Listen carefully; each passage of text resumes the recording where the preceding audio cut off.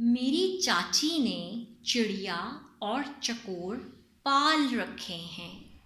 एक दिन चाची ने चिड़िया और चकोर को चम्मच से चावल और चटनी खिलाए। वो खुशी से चहचहाने लगे।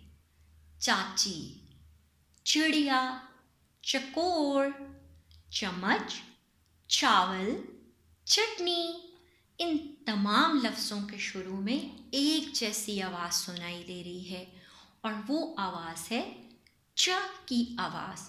च चाची, च चिड़िया, च चकोर, च चावल, च चटनी।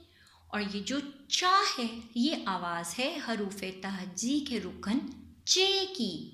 चे भाई है जीम का और चे के पेट में मौजूद हैं 3 नुक्ते। ज़रा सोचिए, चावलों से क्या क्या बनाया जा सकता है?